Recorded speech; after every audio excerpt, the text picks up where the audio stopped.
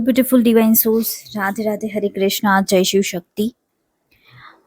आज के सेशन में मैं आपको एक आज की जो सीरीज का पार्ट है उसमें आपको ट्विन फ्लेम कनेक्शन को शिव शक्ति कनेक्शन क्यों कहा जाता है और हम शिव शक्ति साधना क्यों करते हैं उसके ऊपर मैं बात करूंगी। शिव शक्ति के बारे में हम जब शिव शक्ति साधना करते हैं तब एक मैं स्टोरी सुनाती हूँ, ठीक है। उस स्टोरी को मैं आज यहाँ पे रखूंगी ताकि आपको पता चले कि हम अगर ट्विन फ्लेम जर्नी पे है तो शिव शक्ति जर्नी से क्यों जोड़ा जाता है, क्योंकि शिव और शक्ति जो है वो अल्टीमेट आंसर है, क्योंकि उन्होंने सारी चीजें इस जर्नी के बारे में एक्सप्लेन भी किया है और इस जर्नी को जिया भी है, ठीक है। तो आज मैं यहाँ पे ब्यूटीफुल स्टोरी भी रखूंगी शिव शक्ति की और आपको ये भी बताऊंगी कि शिव शक्ति से क्यों जोड़ा जाता है ट्विन फ्लेम जर्नी को, क्योंकि हम यहाँ पे करेंगे बात शिव शक्ति से पहले पर ब्रह्म और पराशक्ति, ठीक है। अल्टीमेट पावर जो यूनिवर्स के अंदर है। अब मैंने एक चीज वीडियो में बोली थी कि 3 पार्टिकल्स, आप कोई भी ऑब्जेक्ट ले लो तो वहां पे आपको पार्टिकल्स दिखाई देंगे और उस पार्टिकल को भी हम जूम आउट करते हैं, ठीक है, उसकी डीपर पार्टिकल्स को जानने की कोशिश करते हैं, तब हमें इलेक्ट्रॉन, प्रोटॉन और न्यूट्रॉन 3 एनर्जीज के बारे में पता चलता है जो साइंटिस्ट लोग बताते हैं। अब इस पार्टिकल के ऊपर अगर ऑब्जर्वर रखा जाए, ये आप इस एक्सपेरिमेंट को सर्च भी कर सकते हो, क्योंकि अगर किसी ऑब्जेक्ट के ऊपर फोकस किया जाता है तो वो अपना फॉर्म चेंज करता है। अब ये जो फॉर्म चेंज करने वाली बात है, इसमें एक चीज होती है कि जब वो फॉर्म चेंज करते हैं, कभी वो कण के रूप में, कभी वो वेव्स के रूप में। जब वो कण के रूप में बिहेव करते हैं तब वो एथरिक चीजें बनाना शुरू करते हैं, यानी प्रकृति, ठीक है जी। प्रकृति यानी हम अपनी आदि शक्ति को कहेंगे कि वो हमारी आदि शक्ति है, पराशक्ति, ठीक है। अब जब वो वेव्स के रूप में हमें फॉर्म दिखाई पड़ता है तब हम कहते हैं कि वो शिव है, वो पराशक्ति का जो शिव है, पर ब्रह्म, हम उसे कहते हैं वेव्स, ठीक है। क्योंकि जब हम ऑब्जर्व करते हैं अपने अंदर, हम क्या बोलते हैं ट्विन फ्लेम जर्नी के अंदर कि हमें अपने अंदर ऑब्जर्व करना है, अपने अंदर जो शैडो है, शैडो वर्क करना है, अपने अंदर की गंदगी हमें बाहर निकालनी है, शुद्धिकरण करना है, ठीक है। तो पूरे की पूरी जो शिव शक्ति जर्नी है वही ट्विन फ्लेम जर्नी में रिफ्लेक्ट होती है। क्यों? क्योंकि शिव शक्ति ने वो पूरी जर्नी जी है।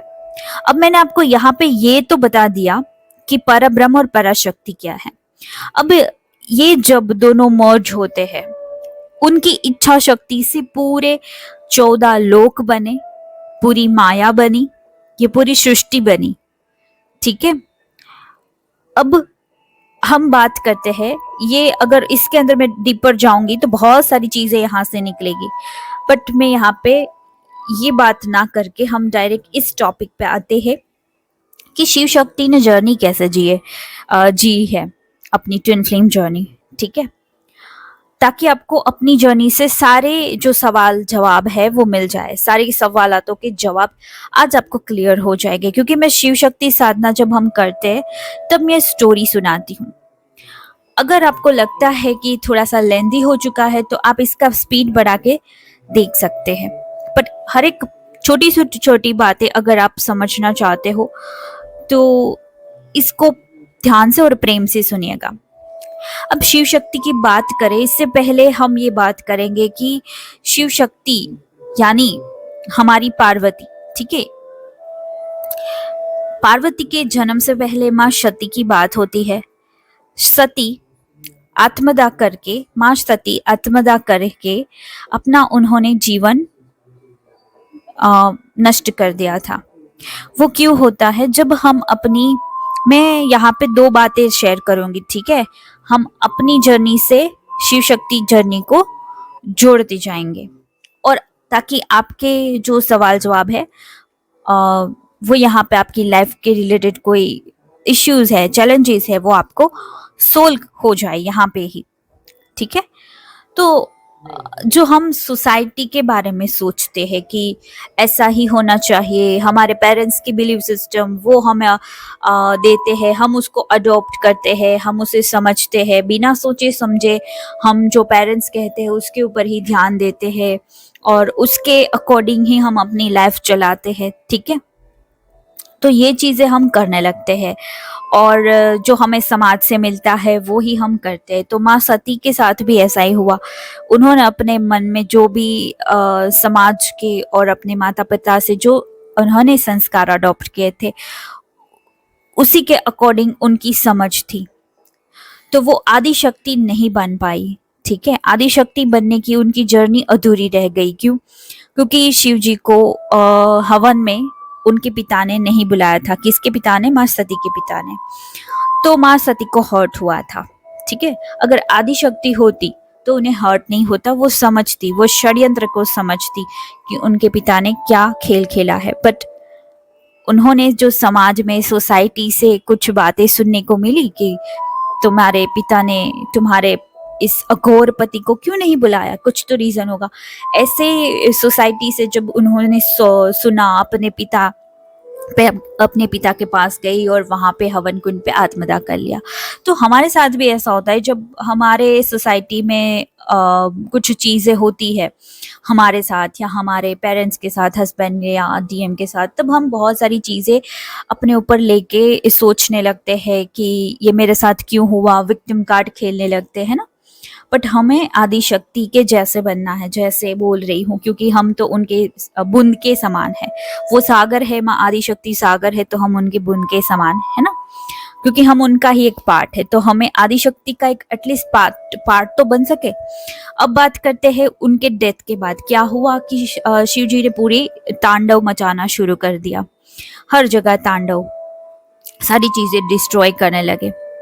अब सोल प्लेन पे माँ आदि शक्ति, पराशक्ति मैं बोल सकती हूँ, सोल प्लेन पे आदि पराशक्ति और सदाशिव ने कन्वर्जेशन किया।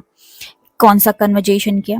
कि आप शांत हो जाओ, मैं एक दूसरा जन्म लेना चाहती हूँ, दूसरा जन्म लेके हम फिर से साथ में आएंगे और मैं आदि शक्ति को पहचानूंगी अपने अंदर आदि शक्ति को जागृत करूंगी।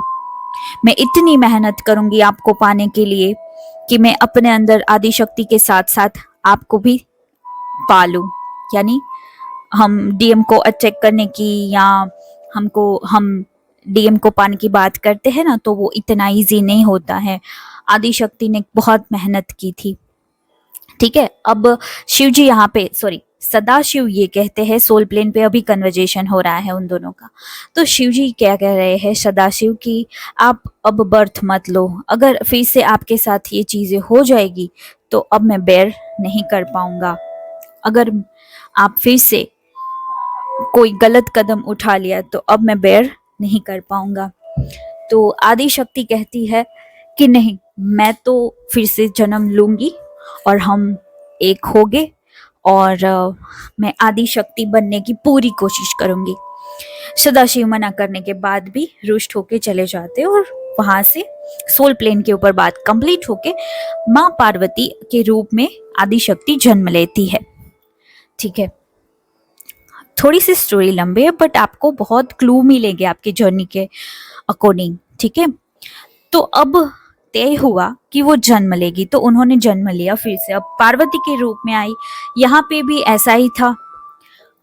सोसाइटी का जो इश्यू है वो तो रहता ही है, सोसाइटी का, उनके माता पिता का, बहुत सारी चीजें फिर से उनको झेलनी पड़ रही थी, बहुत सारी चीजें वो फेस कर रही थी। बट फिर भी उनके अंदर शिव के प्रति बहुत दृढ़ निश्चय था कि मुझे पाना तो शिव को ही है, ठीक है? अब वो दिन रात बचपन से ही शिव की पूजा करती है। एक दिन देवी देवता आते हैं और उनको कहते हैं कि शिव को पाने के लिए आपको वहां जाना पड़ेगा। कहाँ पे? कैलाश पे। आपको शिव को मनाना पड़ेगा। बट इतने सालों से सदाशिव के रूप में आंखें बंद करके इतना तप कर लिया शिव जी ने कि अगर वो आंखें खोलेंगे तो कोई भस्म तो होगा ही। अब यहाँ पे सहायता ली जाती है कामदेव की। आदि शक्ति गई, कामदेव जी गए, रति गई, रति कामदेव की पत्नी, और सारे देवी देवता उनके साथ वहां पे कैलाश पे गए।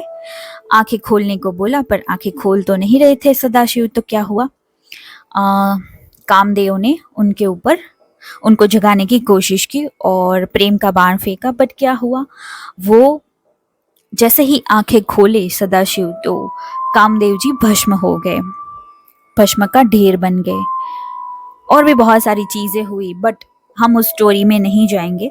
हम यहाँ पे डिकोड ये करना चाहते हैं कि वहां पे पार्वती जी को क्या हुआ कि अगर शिव इतने बड़े हैं, हर एक कण में बसे हैं, है ना। अगर हम जन्म लेते हैं तो हम जो अल्टीमेट सबकॉन्शियस माइंड का जो पावर होता है वो हम भूल जाते हैं।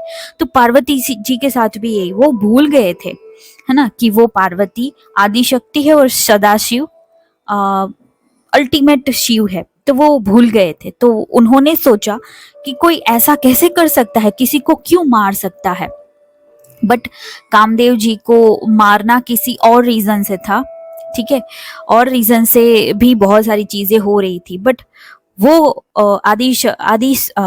सदाशिव कोई भी बिना उद्देश्य के, बिना कोई रीजन के किसी को कोई हार्म नहीं पहुंचाते, क्योंकि वो तो पशुपति नाथ है ना, वो हर एक के पिता है।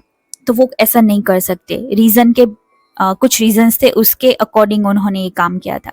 बट पार्वती जी के मन में क्या चलता रहा कि ऐसा कोई क्यों कर सकता है ना। हमारे माइंड में भी ऐसा चलता है कि हमारा डीएम ऐसा कैसे कर सकता है, किसी और व्यक्ति के साथ क्यों जा रहा है, हमारे ऊपर इतना गंदा बिहेवियर कैसे कर सकता है, गाली गलौज कैसे कर सकता है ना। क्योंकि वो तो अभी बहुत 3D चीजों से ऑपरेट कर रहा है, तो हमारा डीएम ऐसा कैसे हो सकता है, वो डीएम ही नहीं है। But behind the scene reasons हमें नहीं पता होते हैं, ठीक है, कि वो ऐसा क्यों बिहेव करता है। कहीं ना कहीं कुछ उद्देश्य होता है डीएम का भी, तो इसी वजह से वो कुछ इस प्रकार से बिहेव करते हैं। बट उस बिहेवियर को हमें समझना है कि वो क्यों कर रहे हैं, है ना। हम इसीलिए meditation, eternal inner union, inner work के लेवल्स को, जितने भी मेडिटेशन से उसको करते हैं, ताकि हम उस रीजन को जान सके, हम पास्ट लाइफ में जाके जान सके, आकाशिक रिकॉर्ड को जान सके कि हम हमारा ट्विन ऐसा क्यों है और ऐसा क्यों कर रहा है। अब बात करते हैं कि पार्वती जी ने वहां से किया तप शुरू। बीच की स्टोरी में बहुत ज्यादा नहीं बोलूंगी, बट मुझे एक और सिनेरियो बताना है आपको कि आदिशक्ति वो कैसे बनी। ठीक है, उन्होंने तप कर दिया शुरू। जैसे हम इनर वर्क करते हैं वैसे माँ आदिशक्ति ने इनर वर्क करना शुरू कर दिया। इनर वर्क में क्या किया, उन्होंने साधना की, है ना। उन्होंने इतना फास्टिंग किया, बेलपत्र के ऊपर वो अपना सिर्फ जीवन निर्वाह करने लगी। पहले तो भोजन छोड़ा, फिर पानी छोड़ा, फिर सारी चीजें छोड़ती चली गई, है ना। हम तो इतना कठिन साधना कर भी नहीं रहे हैं, हम तो यहाँ पे सिर्फ नॉर्मल सा इनर वर्क और साधना कर रहे हैं। इससे भी हमें हेल्प मिलती है यूनियन के लिए। क्यों? क्योंकि मैं बार बार बोलती हूँ कि अभी एक मास अवेकनिंग हो रहा है। अब हमारे पास 4 साल का ही वक्त है, उसमें हमें जितना हो सके उतना इनर वर्क करना है। और पृथ्वी माँ यानी प्रकृति माँ भी हमें हेल्प कर रही है। गुरुत्वाकर्षण बल जो है उनका कम कर दिया है, वो हमें हेल्प कर रहे हैं कि आप जो कुंडलिनी ऊर्जा ऊपर उठा रहे हो, मैं जल्दी से आपको शिवत्व की ओर मिलाना चाहती हूँ, ताकि आप लिबरेशन करके ऊपर उठ सको। ठीक है, चलिए फिर से स्टोरी के पॉइंट के ऊपर आते हैं। अब आदिशक्ति ने तो साधना शुरू कर दिया था, ठीक है। धीरे धीरे इतना कठिन साधना उन्होंने किया, हजारों वर्षों तक उन्होंने साधना अपनी शुरू रखी, तप शुरू रखा। बीच में खुद शिव होता है ना कि हमारा डीएम हमारी परीक्षा करता है, गंदा बोल के, गंदा बिहेव करके, ठीक है। ऐसा ही खुद सदाशिव यहाँ पे माँ आदि शक्ति जो पार्वती जी है उनकी परीक्षा करने आए। कैसी परीक्षा? उन्होंने हजारों वर्षों तक जो तप किया था उनका फल मांगने आए, एक शिकारी के रूप में। वो कैसे? वहां पे वो आए और शिकार जो एक पक्षी था उनका उन्होंने शिकार किया था। माँ आदि शक्ति ने वो अपने हाथ में उठाया और उनको प्यार करने लगी और बोली कि मैं इसे नहीं दूंगी, ठीक है, वो घायल है, वो पक्षी बहुत घायल है, मैं उसको आपको नहीं दे सकती। शिकारी को बोल दिया, यानी वो तो है सदाशिव ही थे। तो सदाशिव ने बोला कि ये अगर पक्षी आप देना नहीं चाहती तो अब तक आपने जो भी इनर वर्क किया यानी तप किया उसका जो भी फल था प्लीज मुझे उसे दे दो, है ना। अगर हिम्मत है तो उसको मुझे दे दो, जो आपके तप का फल है, बल है, वो मुझे दे दो, इस पक्षी को रखना चाहती हो तो। बट एक क्षण भी माँ आदि शक्ति ने, सॉरी पार्वती जी ने, वो सोचे बिना सारा फल, सारा बल, सारा तप का जो फल था वो उस शिकारी को दे दिया और वो जो पक्षी था उनको रख लिया। इतनी करुणामय, इतनी दया, अनकंडीशनल लव और करुणा से वो ऑपरेट कर रही थी क्योंकि वो आदि शक्ति बन चुकी थी। वो एक उसका पहला पड़ाव उन्होंने पार कर लिया था। तो इतनी दया, करुणा, त्याग का भाव वो अपने अंदर उन्होंने डेवलप्ड कर लिया था। तो वहां से फिर से स्टोरी एक और आती है कि उसको हम अपनी जर्नी से जोड़ेंगे, ट्विन फ्लेम जर्नी से जोड़ेंगे कि हमारा डीएम और दुनिया भर की सारी कार्मिक चीजें हमारे साथ होती है, बट हम क्या कहते हैं, मैं ये नहीं करने दूंगी, मैंने इतनी मेहनत की है, XYZ। अब इतने अपने सेल्फ ऑब्सेशन के ऊपर चले जाते हो, ठीक है। आफ्टर अवेकनिंग भी लोग ऐसा कर रहे हैं, मैं इसलिए बोल रही हूँ, इसीलिए शिव शक्ति की स्टोरी आपको सुना रही हूँ कि आफ्टर अवेकनिंग भी लोग ऐसा करते हैं कि मैंने इतना मेडिटेशंस किया है, मैं इतनी पावरफुल हूँ, स्पिरिचुअल ईगो उसके अंदर आ जाता है। तो आपको यहाँ पे शिव शक्ति की जर्नी से ये सीखना है कि इतनी हजारों वर्षों तक पार्वती जी ने तप किया, फिर भी उनके अंदर ईगो नहीं था, वो दया था, करुणा था, अनकंडीशनल लव था एक छोटे से जीव के प्रति।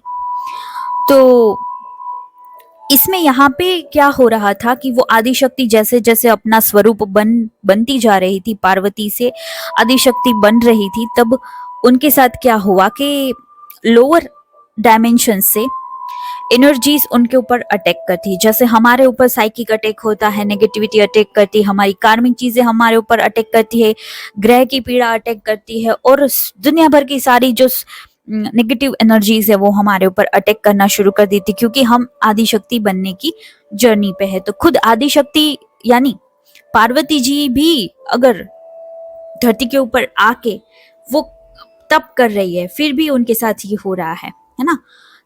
तो उनका फाइनल जो आदिशक्ति बनने का स्टेप था वो ले रही थी।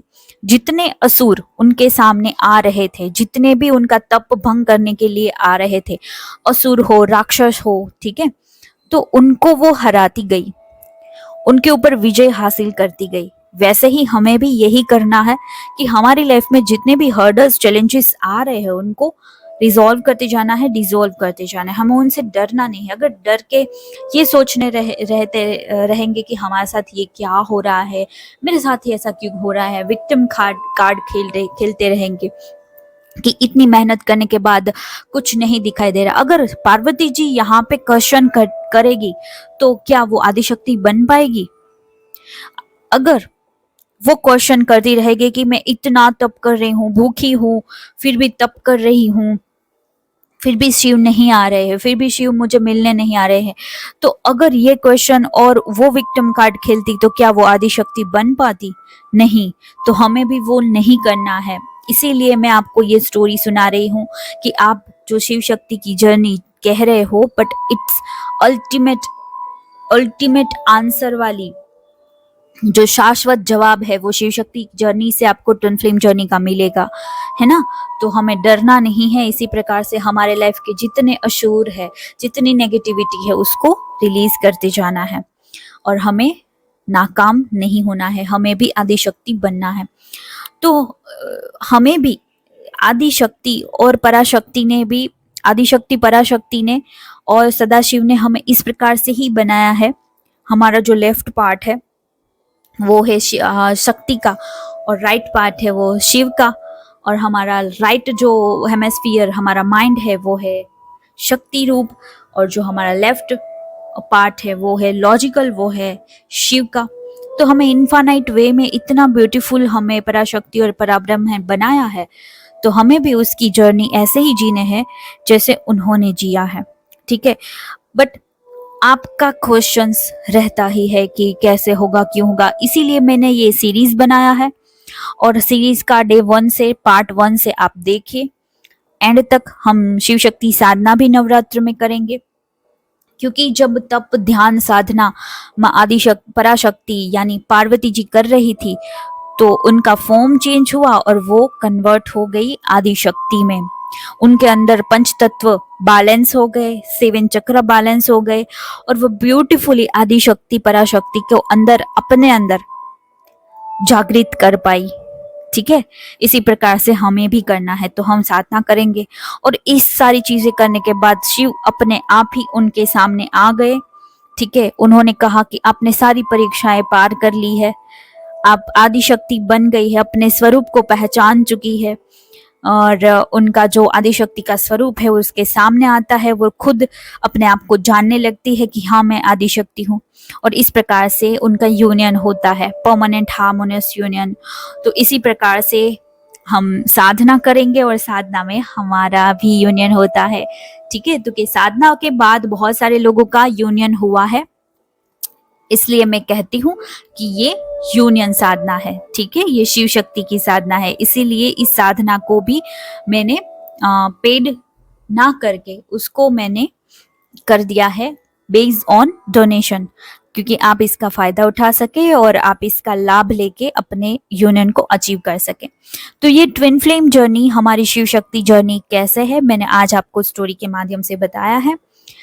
आई होप आप सब लोगों को ये सीरीज अच्छी लगी होगी।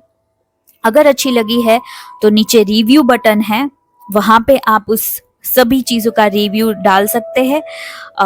आप मेन पेज पे जाएंगे, वहां पे डाउन करेंगे नीचे, तो वहां पे आपको मिलेगा कि अगर आप रिव्यू देना चाहते हैं तो आप रिव्यू दे सकते हैं, ठीक है। तो चलिए अब मिलते हैं नेक्स्ट सेशन में। नेक्स्ट सेशन कौन सा, अब हम करने वाले हैं eternal union in a work, twin flame eternal union in a work, जिसका लेवल 1 आप सभी के लिए फ्री ऑफ कॉस्ट है, ठीक है। तो चलिए मिलते हैं लेवल 1 में। राधे राधे, हरे कृष्णा, जय शिव शक्ति एंड लॉट्स ऑफ लव।